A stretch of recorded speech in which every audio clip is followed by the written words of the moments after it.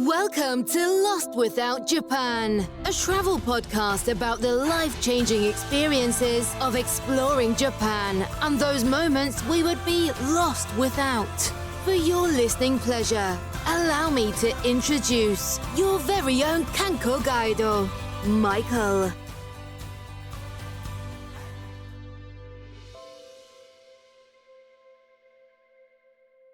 Welcome to a special Lost Without Japan podcast first, which for you, the listener, means more content than we normally have with our standard bi-weekly schedule. Our bi-weekly podcast is mainly focused on, getting you to Japan for that first time or making that next adventure to Japan be even better than your last. These episodes, they're going to fall when scheduling allows, but tentatively, maybe a bi-monthly schedule. As we figure things out, I really hope you don't mind putting up with me, putting up with the show, because I don't know about our layout. It's changing. And if you listened to me from 3 years ago and you listen to me now, there's been some changes, there's been some differences, and I met a lot of great people along the way. And it's those people that I've met along this way that has made me want to reach back out and do some sort of format where I can keep on touching base with people. And I'd like to thank you all for giving me a bit of your time today. And it's not just me this time. If I know, have someone else that's coming, and I know you're going to be like, Mike, what's happened? There's weekly episodes coming out. You're talked with Laura. She came out, and that was an extra episode. And you have this one that's coming out. We'll get into this in a little bit later, but I'm of that frame of mind, man. Like, if you got negative things that are going on in your life or you're struggling a bit, one easy thing you can do is put out extra positivity into the world. And I got to tell you, the people I've met on this show that I've talked to and grown to call, like a friend, they do that. And I don't know about you all, but those people that you can count on in life to be there, or, when things get busy, provide a chance to be like, hey, man, every 2 months, you and me, we're getting together, touch base, share with you all that's going on. And I'm going to be selfish in this. This is mainly about me. This is me. This is about me and wanting to hang out with this gentleman that you're going to recognize as soon as you hear his voice, if you've listened to any of our episodes, especially within this last year. So, Maurice, welcome, my friend. How have you been? Thank you, thank you, thank you. I want to thank all of your listeners for not immediately bailing the second they heard my voice. I hope all of you are doing well. I'm doing well. Um, if I could give like a very short, brief, uh, I guess, encapsulation of my Kickstarter journey, that went out without a hitch. Everything went out extremely well, from sending out the digital books first, and then all the additional physical books went out from every corner of the planet. We're talking Spain, Japan, Germany, the U.S., of course, uh, all over the place. And I can't be more proud. I can't be more proud of what happened. I'm so happy that I was given an opportunity to kind of showcase that body of work to people, and I'm glad to connect with people. And I just wanted to say that I wanted to thank all of you for making it a success. Uh, I don't think it would have gotten across the line without you lending your platform to me. Um, and I am in your debt. So whenever the time comes you need me to go out and swing for you, I'm definitely going to do that, man. Love it, buddy. I love it. It was awesome to see. It's just you know, being able to be a part of that just has me looking forward to whatever ends up being next for you. Mm, And mm. that's great. Like lately for me, um, my kids and I, we've been back into like whatever it was, 2017, maybe 2018. I forget when it was, but Pokemon Go, when that was big, you know, we've been back in with that, like, with a vengeance, with my sister, my son, my daughter. In fact, today's the Super Bowl, and what were we doing before the Super Bowl? But we were out, like, for an event, at the mall, walking around, and then we went to a park, walked that, like, just, like, did all this different stuff, and, it's been great. I said that part has been awesome. I've been doing a lot of, like, Call of Duty with my sister. It's been nice. Like, she's her and her wife, they're going to be moving to the Philippines at some point. Could be within like the next 5 years, could be a little bit longer than that. But having that platform where we can still connect, you know, and still spend some time together, even if it's, halfway around the world, figuring out a time for us to hop on and do that, has been huge. And we were talking a little bit before the trip, like, I'm going to do everything I can to make my trip this summer happen. I'm not giving up on that, even if things are trying to make that a little more challenging than I'd like it to be, or a lot more challenging than I'd like it to be. But I'm gonna get it figured out. If it's not this summer, this fall, like sometime this year, I'm gonna step back. On there, even if it's going to Hiroshima and popping back home. So like a lot of that's been going on, and I've been doing a lot of like upcoming interviews for the show. I just recorded one yesterday with another Kickstarter, an author that I met at not CodCon. That was back. It's back when I used to play D&D. Gen Con, slightly bigger. We met, and she introduced me to Susan Span, who is an author, and I had on the show, so it was her time to be on. And when you're listening to this, that episode came out like 2 weeks prior, so you already know what I'm talking about. That man, I've been buying like a couple extra lotto tickets. I'm not gonna lie. I've been buying those megas, those Powerballs. I don't need much. I'm not gonna be, greedy, but enough to get me like, maybe my condo paid off and like a trip. That'd be cool. But yeah, the other part is like wanting to start this show segment so that like you and I get a chance to hang out every other month, and then I can use this to catch up with some other people back from the beginning that I just we message, we email, you know what I mean? But, like, it'd be nice just to Mhm. have, like, a quick, in and out together. Right It's all on, good, man. right How on. about you? So you your goals are so much more ambitious than mine. Um, I've been sitting in the house playing video games. Recently, I purchased Like a Dragon Infinite Wealth, and we're back with our trusty hero Ichiban Kasuga. And that was one of the original, well, I'm not gonna say original Like a Dragon, but essentially Yakuza 7, which became Like a Dragon. That was one of my favorite games of all time. I think I put in around 100 hours in that game, and I just fell in love with it. And now the sequel's out now, and this time it's taken the group of people to Hawaii, which is completely new for the series. It's a massive game. I'm at hour 65 now, just absolutely loving it. Just I couldn't be happier with a sequel for a video game. I know it's very domestic of me to talk about how much I love this video game. Um, but no, it's quite good, and um, something that you mentioned before we started recording is that tell people that they're doing well, give people those compliments, things like that. There is a big chunk of that. If you get around to playing this game, the appreciation of those in your life, there is a segment in this game where it's like you got to hold back the tears every time you play it. I'm not going to tell you anything more, Yep. but if there is any kind of endorsement to play that game, as you and I are getting, your early 40s, I'm going to be 40 soon. I think that we take stock, or we take a different perspective on our life, where we see what our life is and where it could be, and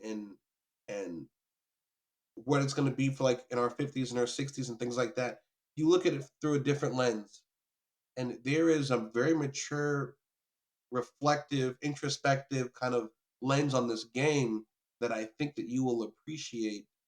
I'm not going to say anything else, but it's one of the most mature, as far as maturing, aging people games I've ever played. Um, there's a lot to take in, and they knocked it out the park. Um, and that's all I can really say about that. But yes, please go. Anyone who's listening to this, please at least take a chance on the demo for Like a Dragon Infinite Wealth. You will not be disappointed. It's a fantastic quality game made by Sega. Um, really, really great. And then also, now that Ganbate is done and shipped out and finished, I've gotten this bug to create something new because I'm a creative person at heart.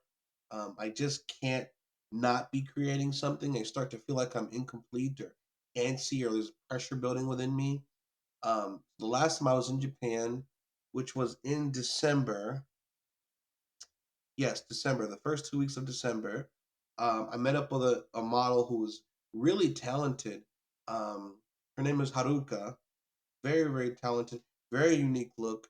And we were discussing the idea of creating, or at least doing a small project, or her being the subject around a more narrative, fictional narrative style book.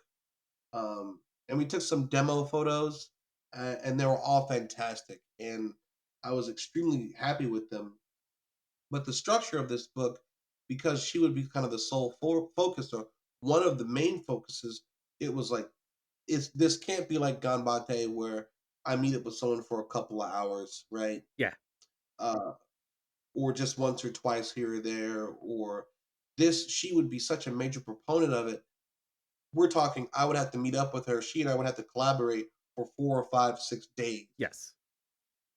And so producing that from America and scheduling with her, and then also doing like scouting for locations, and if I need to hire a makeup artist or a wardrobe or any of that other stuff, has made this project, even though it's one person, it's made it so much more like a film production. And I've done film production before, and I hate producing, but it's not bad. Uh, we all know about the checking off the boxes to make sure that you have permission to be there. You have permission to shoot photos there or videos there. You have the proper crew, the proper props, things like that. Or how you're going to handle food, transportation, pay, are you going to like taxes, permits, all that stuff. So that's on the table now, but it's all very exciting. And I'm hoping that she and I can schedule that because, of course, she has her own job. Yes. She I believe that she's a fitness instructor out in Yokohama, I believe. So I think she has her own practice that she runs. So it's going to be the biggest hurdle is probably going to be scheduling, but I think we can make it work. Man, I'd be excited to see anything. And yeah, yeah. I'm already down. I'll be camping out in front of Kickstarter already, or just whatever platform you go to. Like back with the Star Wars movies with our tents and things like that, just waiting for that movie to come out, man. Hey, Maurice, I know you just gave a bunch of thanks to everyone that helped support your Kickstarter and your photo book. But one thing that you shared with me, I think, is something worth talking about for sure, my friend, because this is pretty like huge recognition. If I was written up anywhere for my podcast and the name of the podcast was Japan, podcast.com, like, and they're like putting me up there like, man, he's doing great work. He's amazing. Look at all that he did. Like, I'd be on cloud nine. So I got to figure I'm going to include this link to the article for anyone that wants to read this. But Maurice, what would you like to say about this? Well, thank you. Again, I keep saying thank you to everybody, but it made my day. I got the notification in the middle of the afternoon. Got the email said, "Hey, look, we've written a review about your book and it's up. Please check it out." And I read it and I was over the moon. It's interesting because at photobookjournal.com, uh, it's it's run by professional photographers. It's run by photography professors, uh, people that have been published several times, people that write about photography, people that live this, and so it's getting praise from people who bought my book or my friends or my family, and they're like, "I really connect with this." That feels great, but there is a completely different feeling when basically stewards of the craft are also saying, "Hey, look, this is pretty good." So my feelings were completed by that other kind of like validation where it's just like, this is insane how uplifting and positive and introspective and almost like thought provoking the review was. It was really something else. And I've never met Rudy Vega. I know I spoke to the leader or the owner of photobookjournal.com, and his name is Jerry, and he's a great gentleman. But when we were speaking initially, he was like, "Hey, the concept of your book, we have just the right person. He's been to Japan several times. He's photographed Japan several times. Um, he's the guy to really kind of look at your book, kind of formulate an opinion or a review. He's the guy to write up about it." And I was kind of nervous because I did go to his site, and I forget Rudy Vega's website link. Maybe we can include that as well because he's an amazing photographer. And when I looked him up, and I'm like, this guy is gonna review my book. He's so good.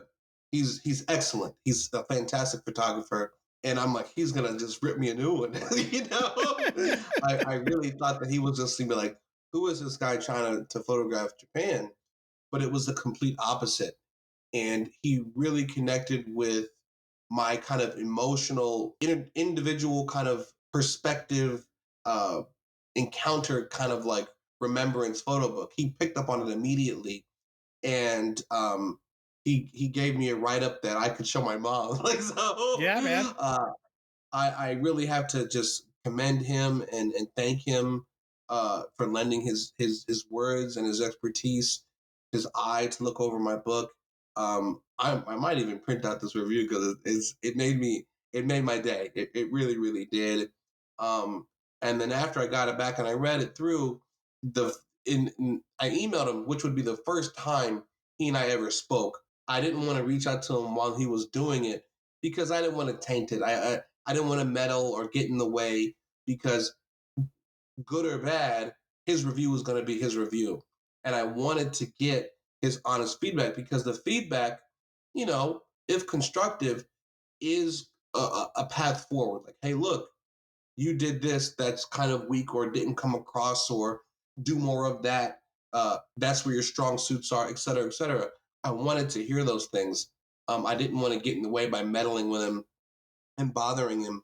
So after the review came out, I reached out to him and I was just like, thank you so much. And we chatted a little bit about Eiji Ohashi, who is a Japanese photographer, because I said, hey, look, some of your work reminds me of Eiji Ohashi, in particular, Roadside Lights, which is a book that's really great. And he responded back and he goes, Roadside Lights is one of my favorites. Like, he's like, I want to see those prints in person one day.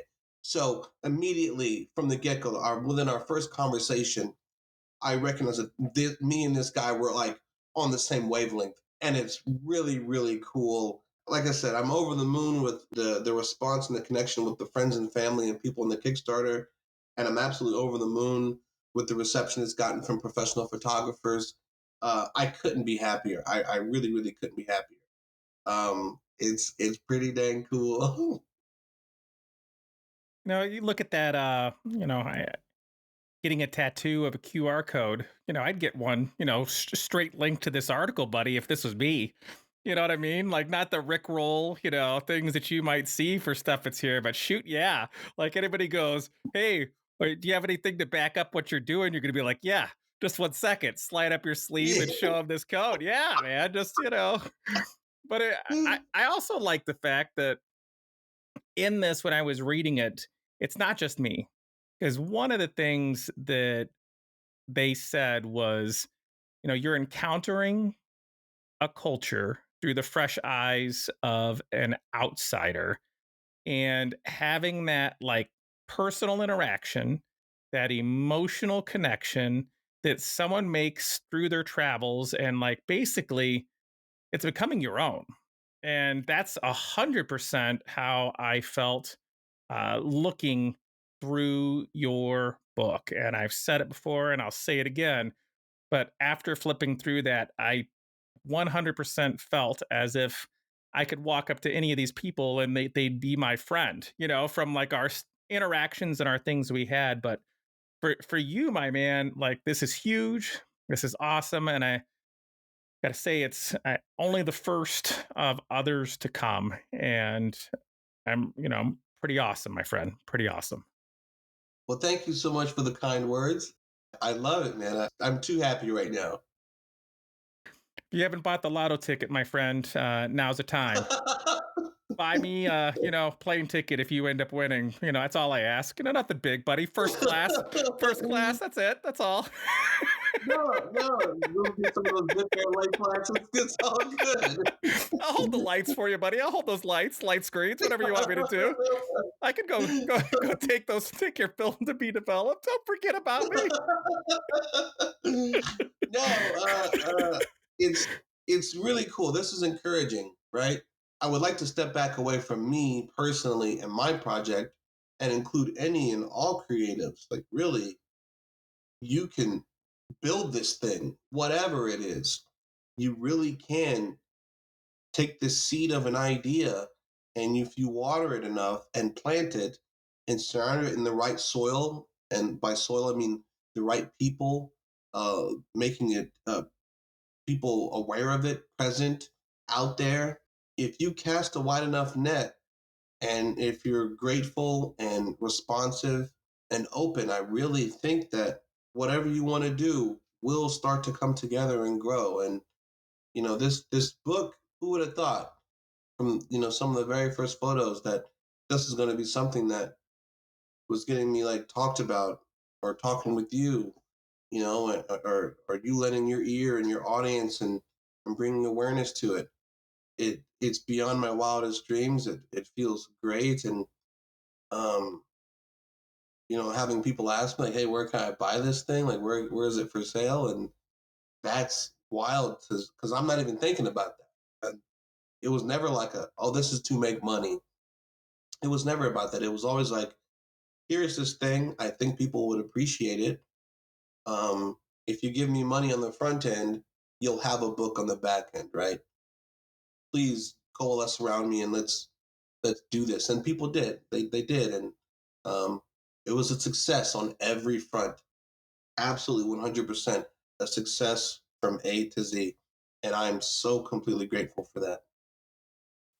One of the things I was thinking about was whatever the segment is going to be called. I want it to be called something. I don't really have a name for it yet. Good Times was one possibility after my favorite bar that closed in Hiroshima. Messiah, who's the gentleman that used to run that, he's going to be opening up a new bar. I don't quite have a location and name of that yet. But if you go to click on Hiroshima Google Map links, you'll see Good Times, the name, but that's it. Hmm. Like, there's nothing else to click on there. So, is what it is. I got photos and audio that I took from that. Hmm. Something along the lines of like, hey, if it was called Good Times, we could begin the segment off with like, pull up a stool and your favorite adult beverage and join us, at Good Times Bar in Hiroshima as a possible opening, because the place doesn't exist anymore. Um, I also thought about, since when you and I recorded, we got to be able to meet in Tokyo, calling things rats in the park. Just from that time when we saw rats walking, like just going by, just chilling as we're just like talking back and forth. Wings in Tokyo, Film Washi, which is a discontinued like French film brand or something like that. I don't Hmm. know. I just is like trying to come up with like a name to call this besides working title. you know. Good Times is a pretty good title. I feel like there's an emotional context there. It's a fitting name for the actual discussions. Um, I think it's pretty solid. Of course, do what you're gonna do, but Rats in the Park is a no. We can't do that. We can't do Rats in the Park. Um, so of course the final decision is up to you, but my vote goes to Good Times. I think it's very fitting. I think it's a great name. Like, I definitely, man, like that's the one kind of like, have that connection to. But if you're listening and have like your own connection or own thoughts or whatever it is that you'd like to share with this, because again, we'll have like a couple month break in between, then reach out. Uh, message me on Instagram, send me an email at lostwithoutjapan@gmail.com. Put in your own thought, your own suggestions, and we'll take it from there. One of the things I wanted to kind of talk about was just recent Japan findings. Like, since we've talked back, if there's anything that you've kind of stumbled across, be it in like Discord groups, the internet, news, like, is there anything that you've had like pop up with you that uh, you want to share? Oh, so a couple things. The first one, and this is kind of just small potatoes, but uh, in Japan, the Japanese citizens haven't exactly been super excited about the massive return of tourists. Obviously, there's been lots of conversations about over tourism and tourists placing, in especial in Kyoto, especially a strain on the infrastructure when it comes to public transit, the buses, things like that. Um, and that's been interesting to me because a lot of the numbers, while they have returned to around 90 to 95% pre-pandemic tourist numbers, they haven't exceeded that, right? So what that says to me is that to a certain degree, a lot of the citizens were enjoying the fact that tourists were gone. Yeah. Um, that lull they became accustomed to, right? Um, and now that tourists are back in force, those old wounds, the old stressors have returned and then some. But again, they had not surpassed old numbers, still fewer, and people are kind of feeling it. Um, and that's interesting to me. That being said, though, uh, I think a lot of people uh, were traveling now because they call it revenge tourism, right? Where people are just traveling for no matter what, they don't care about the price they're paying. They're gonna go because for potentially years they couldn't go anywhere, right? Um, Now people are just out in force. But I think that also may bring a lot of bad actors, people who weren't particularly interested in Japan or how to behave in Japan before. Now you just have anybody, um, and that probably has its downsides too. But at the end of the day, Kyoto is a city that I believe, without tourism, is running in the red. Yes. They need it to survive, from what I understand. And so that's a very fine and delicate kind of relationship that you have to kind of balance where a lot of these older citizens who are probably property owners, who are politically involved, who vote, who make their voices known, are like, these people are getting on our nerves. But then you have the city officials who are like, we get that. We need their money. Yes. All of this, a big chunk of this will come to a halt if they don't bring their money. So that's always been kind of interesting to me. But at the end of the day, a lot of this stuff would be solved, and that's why I like your day trip so much. Um, a lot of these problems of over tourism would be solved if people went somewhere other than Tokyo, Kyoto, or Osaka.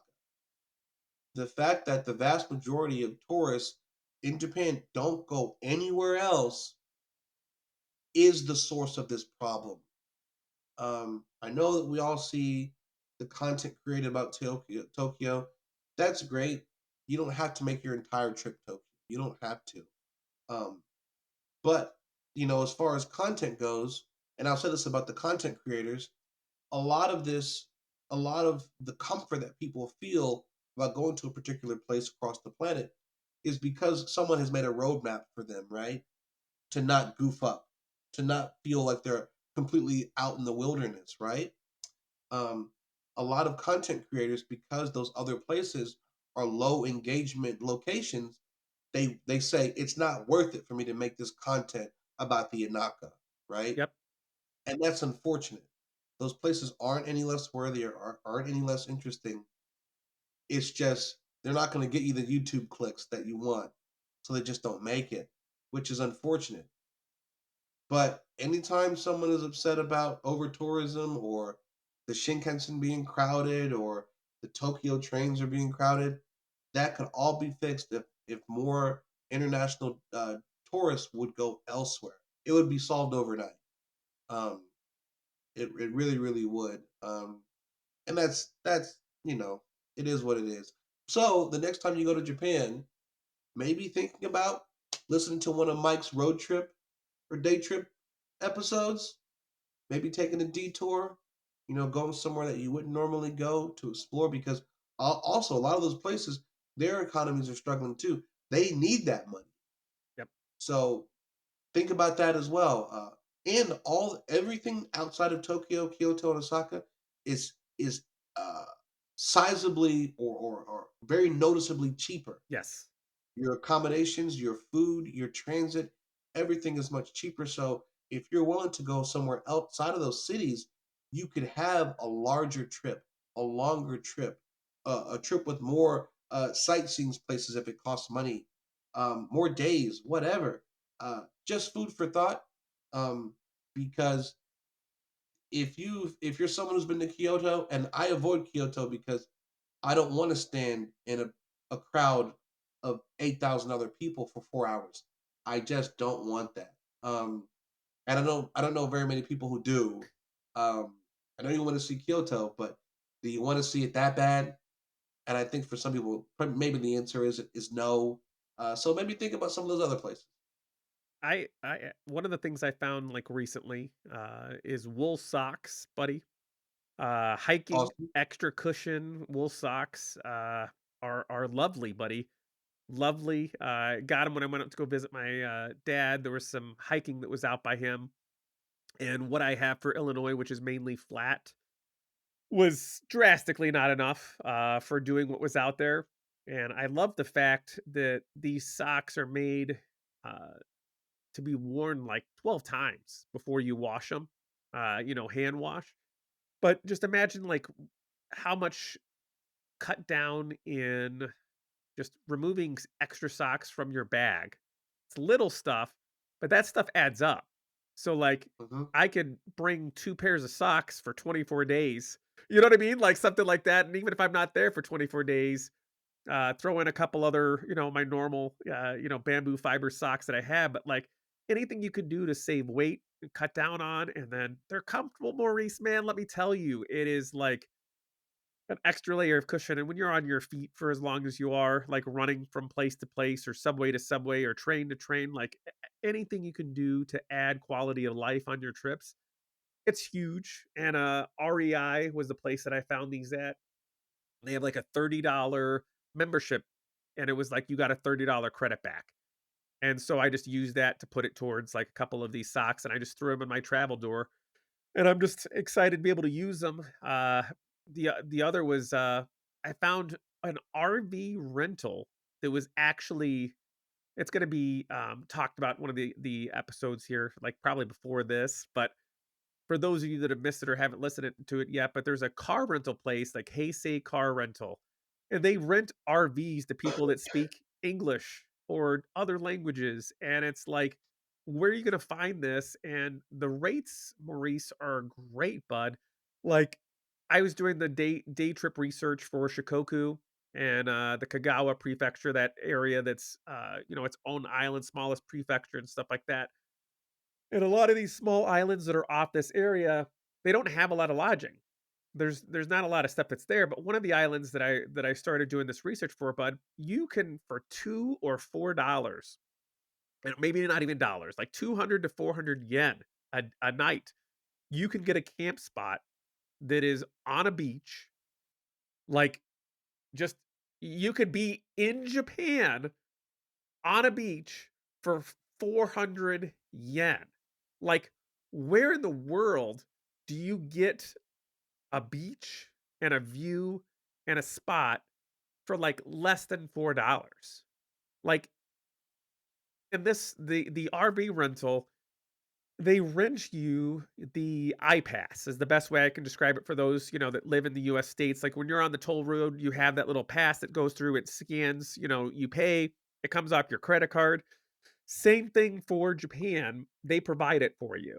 And they set up your, navigation in English, and, like, you go through, do all these tolls, and when you drop it back off, you just pay the balance of what's there.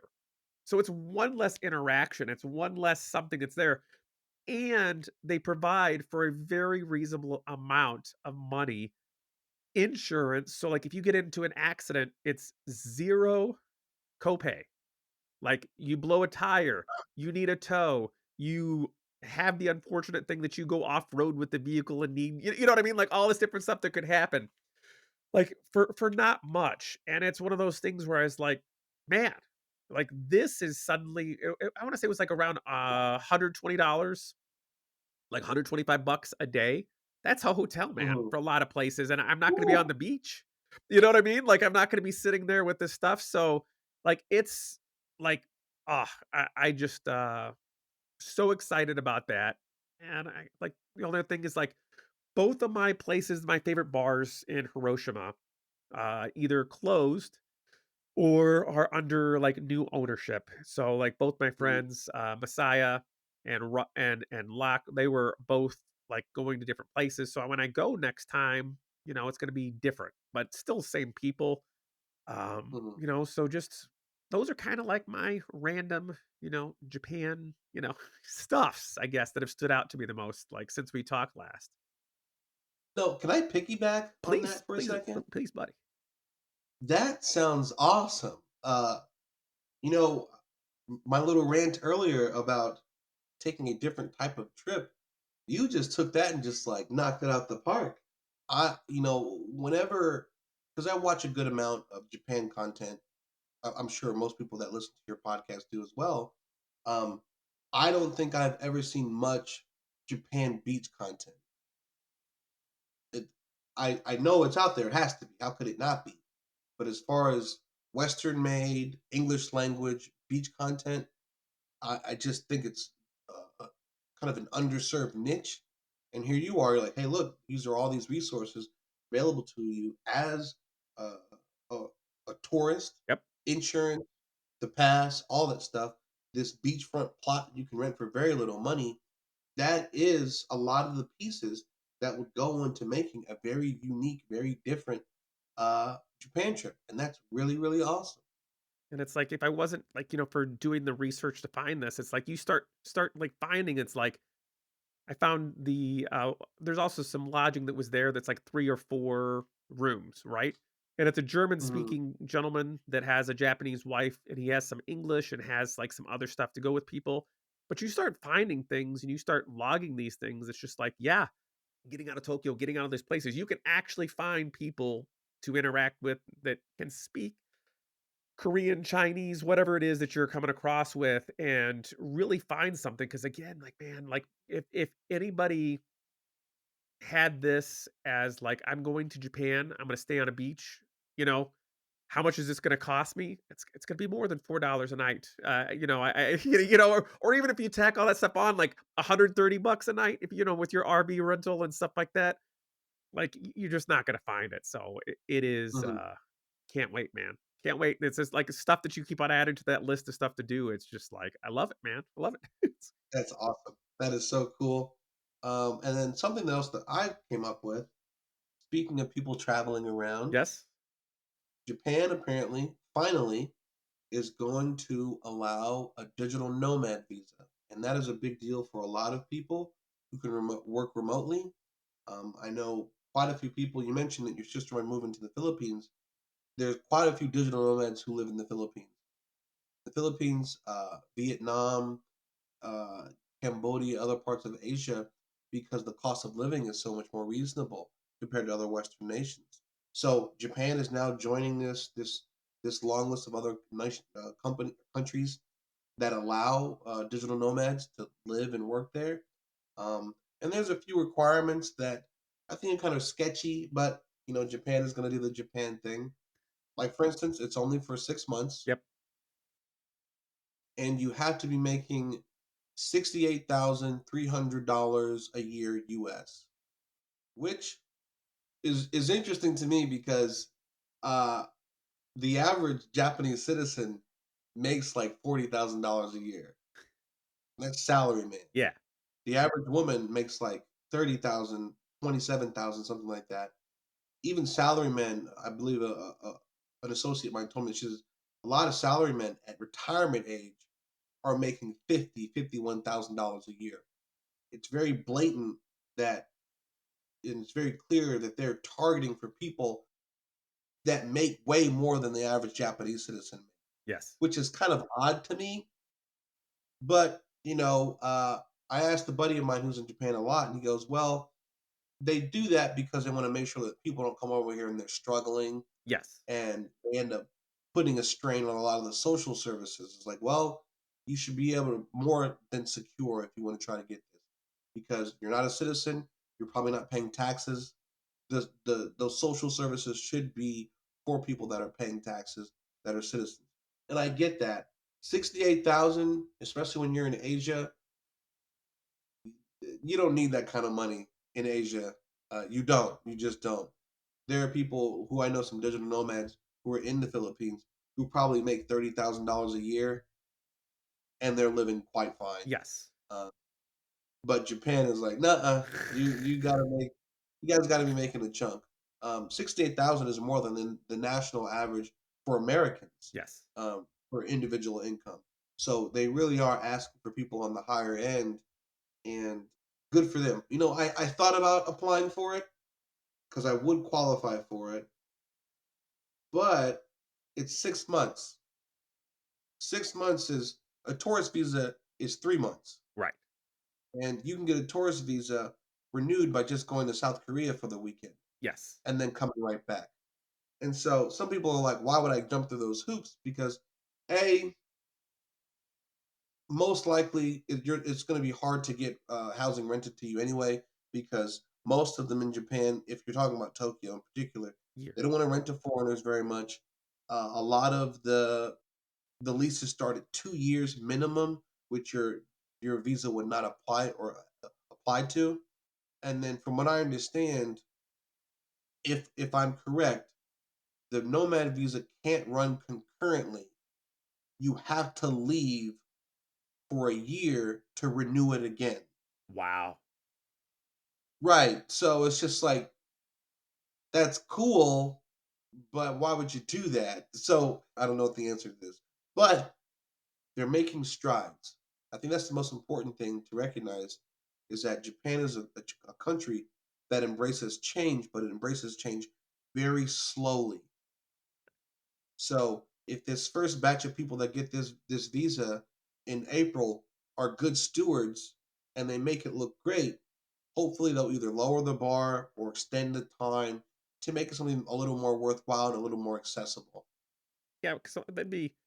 There's so many questions you don't know until it actually happens. Like goes in place. Right. Because it'd be one of those things. Like I looked at this and I haven't dug deeply into it, but it's one of those things. Like when I retire, being able to do something like this for 6 months after I retire, waiting to find a job that I could get into, gives me that time of like, okay, my retirement plus me earning some money there. Okay, like I could hit that, that point there and be able to be there and then use that to find something, else long term to help settle down. As opposed Hmm. to that, like you said, like that tourist visa where it's 3 months, pop to Korea, come back, hope everything happens. You know what I mean? Like, because you hear stories of people that do that, hop over and hop back, and they're like, no, you know what I mean? Like, but it'd be one of those things like, could I go digital nomad and then go tourist? Like, what could I, like, what could I do to, try to go this out? But they do in some regards seem to be a bit behind, and I think maybe that 10 or 12 years would be that sweet spot for me Hmm. to, finally get there, and I'll just carry my podcast right on over, buddy. And it's like, record in person. I wouldn't mind that at all. No, no, that sounds great, man. When we were in Tokyo last, that one Starbucks that my son and I went to, that's in Shibuya, that overlooks the Scramble Crossing, Right. shut down after we Yes. got there. And both my son and I are like, man, kind of cool that we went there. We were able to catch this before it closes. And then I saw it's actually could be potentially reopening in the same spot or in like a similar location to that as well. And Hmm. I it was I could see them totally doing something different because did you ever go to that location, Maurice? Like the I to did. I went once. It was very cool. it's super cool. Love the view, but it was super small. You know what I mean? Like to try to find a after you go through that line to get your stuff to try to find a spot, Mm-hmm. and you'd have so many people that were just in that spot. So I know turnover couldn't be much, but maybe having that chance again because it was just so much fun to just like sit there, see everything that's there, and have that experience, which is something I'm like I would totally do again. And then kind of on that like tourist portion of stuff is that like I know like one of the things that they're going to try is like entrance fees, to different places potentially, or and it's and one thing I keep on wanting to like say is it's not just targeted at us, people from Mm-hmm. outside of Japan. Like what a lot of these taxes or these fees are for tourists, and that means Mm-hmm. people that don't live in that area. So like if you don't Mm-hmm. actually live within, Kyoto or live Mm-hmm. within, Yamanashi prefecture and you're coming from Osaka, you're coming from wherever, you're going to be paying this. You know what I mean? So it's Right. not just us. But one of the things was to try to prevent crowding, bullet climbing, Yeah. and all that different things for Fuji. Is they're talking about trying to add a you know fees and things to this, which would be about like $2,000 toll or $13.80 to hike the path, which begins from the fifth station and kind of like other like voluntarily, you could add on conservation fees that you could do as well. But what they're going to do is try to have potentially, again, this is all up in the air and could change, is that they'd have a gate constructed at the start of the trail. And the gate would be shut from 4 p.m. to 3 a.m. With possibility of closures, like also like if they hit a limit, let's say the limit's 3,000 people for the day, 4,000 people for the day. Um, they're just not going to allow anybody else. So, Mm-hmm. like, try to prevent people climbing overnight, try to prevent overcrowding. Like, there's a lot of stuff that's here, and I'm open for anything, man. Like, anything that's going to be more money. Because a lot of the stuff that I found was like, hey, you're the cost that these areas for the most popular things, like, exceeds whatever comes into them from people visiting. Mm-hmm. So they're constantly at a deficit. So I'm Mm-hmm. not against any of these things, and I think I'd take like we were talking before, like of my plans for when I go next, it's like trying to hit all these different places that are here, that are different stuff to go to, but I don't see it as a negative. And if Mm-hmm. anything helps support this and if people say, "Hey, these people that are visiting have to pay. They're doing things. They're being held accountable. They're trying to limit the number of people. They're trying to limit overcrowding." Like whatever that looks at, if that starts bringing some positive thoughts, will towards everyone that's there, 100%, up for it, my friend. And do you have anything else to add, like article wise? Anything else that you found? No, but I wanted to add on to your Fuji gate thing. Let's. Um, It's gonna be a big one. did you did you see any of the footage when tourists came back and they were climbing Fuji? I only limited. I've not seen a lot, buddy. Oh man, it looked like not a lot of fun because there were so many people packed onto the mountain. It was just like solid, just lines of just people. It didn't look like a hike, Okay, so to speak. It looked like a slog because there were so many people, back to back to back to back to back to back, just slowly walking up. And I know when I think of climbing a mountain or hiking a mountain, that wasn't my image that I had in my head, right? 100%. Um, so if it can kind of preserve that, also trash was an issue. From what I understand, lots and lots of trash was on the mountain, and I think that in this particular case, these fees and these limits, as far as number of hikers, I think both of those are actually pretty big positives, in my opinion. Um, I don't see a downside to them. And I think that it might have been on one of your daytime episodes about there being a small fee, a few hundred yen, maybe Yep. 500 yen for a ferry, Yep. right? Yep. Because it was running at a deficit, right?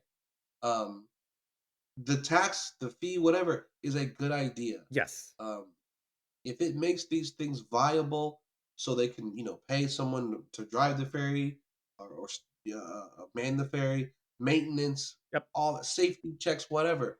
Those are things that we should all want to invest in. Yep. It's not greed. It's purely something for infrastructure, and those are things that I would definitely give my stamp of approval. 100%, my friend. 100%. I 100% get behind that. I'll include in our show today, our little talk, like links for a lot of the articles, a lot of things we talked about. They'll be in the show notes, so you can kind of glance at them as well. Normally we try to end. I'd like to try to keep this around 30 minutes, just something short on here. But we have a mystery bonus segment that I've not told Maurice about before we get into our outro and go. But I'm going to call this segment "Why Maurice is Wrong," and we're just going to keep that like as a title, and I can just add in, why he's wrong. As it comes up. It may not be every other month, but we'll find something. But today's "Why Maurice is Wrong" is about tea. Maurice says he's not much of a tea person. That is wrong. I don't have any factual information about this or anything to support this with. But I asked one, podcast host, maybe myself about it, and we were in agreement, that this is wrong. That's it, Maurice. Would you like to, like do anything to defend yourself from this onslaught that you clearly didn't see coming? Okay, okay, okay. Let me compose myself. Um, so it's interesting because I was born in New York, and sweet tea there is unsweetened, just tea, right? Then I moved down to the South, and it's like just drenched in sugar. It's like drowning in sugar, right? And then you go to Japan, and you have tea, and I remember getting these green tea bottle, and I'm the first time I'm like, what the hell is this? uh, it caught me by surprise that uh, people drink this unsweetened green tea, and I'm coming around slightly for fun. They enjoy this. It tastes, for lack of a better term, earthy, right? Grassy, earthy, yeah, yeah, yeah. uh, so so I think it's called ocha in Japanese green tea. And there's also that I've never seen before in my life, where I got it because I kept searching for sweetened tea. I kept searching for it, and I got barley tea. It's also unsweetened, and it tastes very earthy. Um, it tastes exactly like barley. Okay. If you can think of a tea that tastes like barley, like I just went outside in someone's farmland, chopped it up, and then steeped it over some hot water. It tastes exactly like that. Um, if anyone can direct me to these good teas, these delicious teas that have less of an earthy, uh, dirt-like taste to them, I am willing to reconsider. All jokes aside, uh, I do like green tea in moderation, but it has to be very, very hot. Yeah. Um, People who drink chilled green tea and chilled barley tea, I don't understand it. Maybe it's my unsophisticated palate, but it's something that currently I'm okay with being wrong about. That's you kept popping it up on me. I got to tell you, I couldn't. After that happened, buddy, that was like, I gotta come back to this. With our conversation. If you ever make your way to Aichi, which is there's really no reason to go to this town. It's a industrial town. I love it just because I went there with Fulbright, and we toured around. So I have like a location. But they have this like village, this historical village, and in this village they had like this tea uh, ceremony type tea place you could go to. Uh, but probably the best tea that I've had in Japan. And it Hmm. was the very like earthy green tea, but it came with like the perfect amount of sugar with it. Mm. And it, like, they put it in, and it was just like, buddy, it's like, mwah, like, it was hot, it was everything that I wanted at that point in time, and it's also, when I had, like, 6 of the skinniest chicken wings that I've ever had in my life, but after being in Japan for that point for, like, going on a month, they were, like, some of the best food I've ever had. Both of those things paired together, man, like, oh, I think I've also seen, like, salt tea, was like Mm. another one, like, when I was going through. So, there's a variety of stuff, buddy, but yeah, we'll find something else to add. It can be why Mike's wrong too at some time, for this segment. I don't wanna keep you any longer. I know both of us aren't, watching the Super Bowl, but, you do have some games to play, and I will get the Yakuza game, as soon as it hits a sale price. My sister and I have been going hard on Call of Duty, right now, and us just getting that time together. I'm gonna take advantage of it while I can, and No, no, you got that's to it, do man. it. That's it.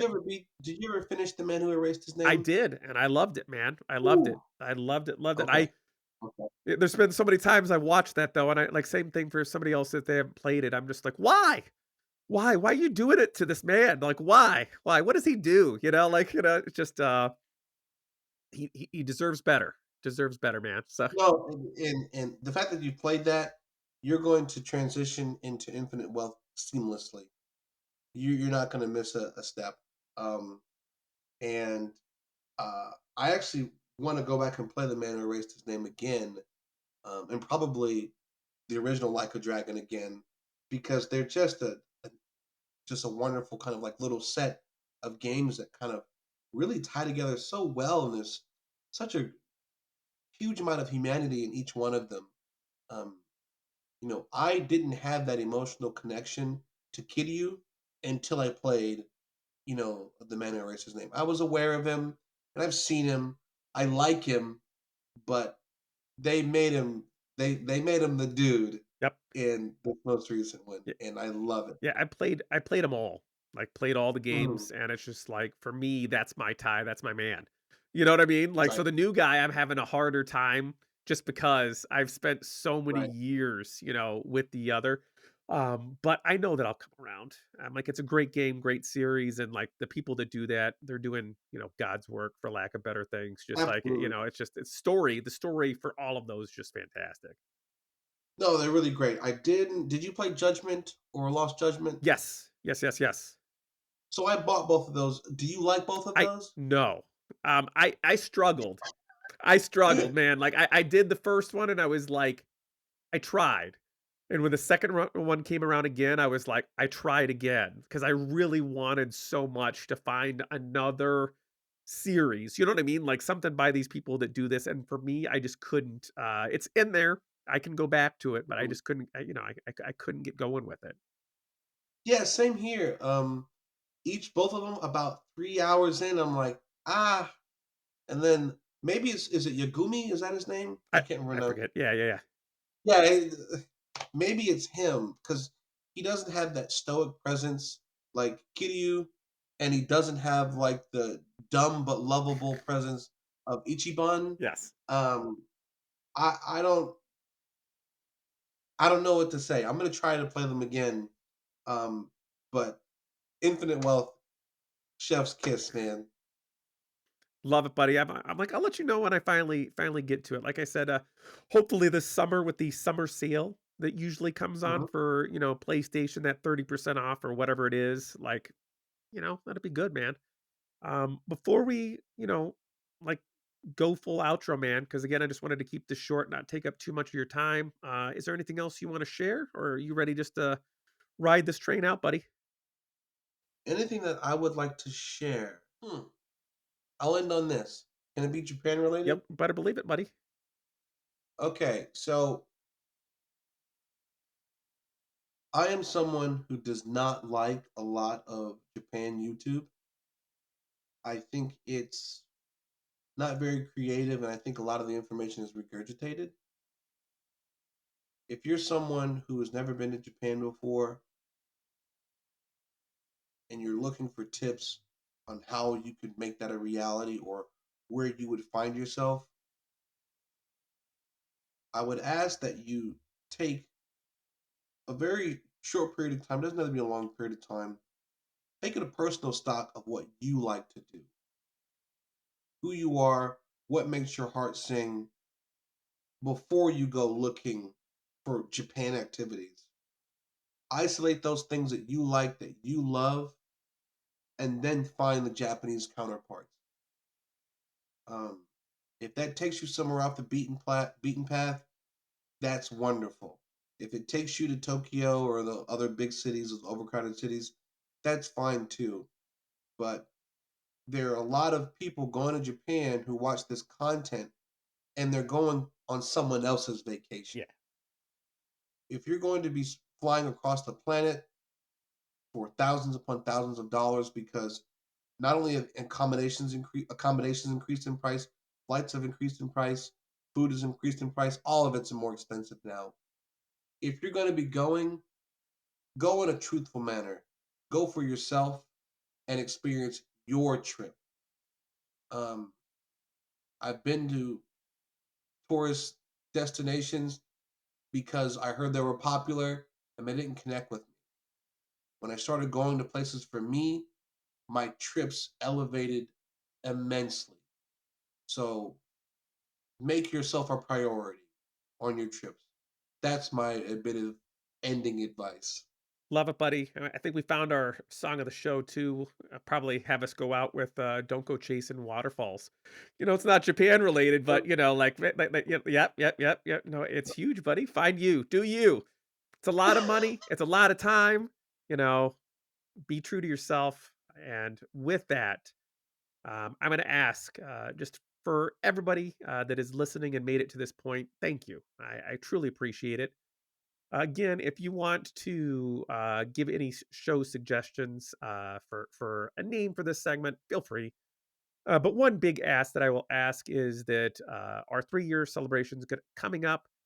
Link to the Google Doc that I made for you to make this as easy and as seamless as possible, where you can either type story of your time in Japan, a favorite moment of the show, or future plans that you have.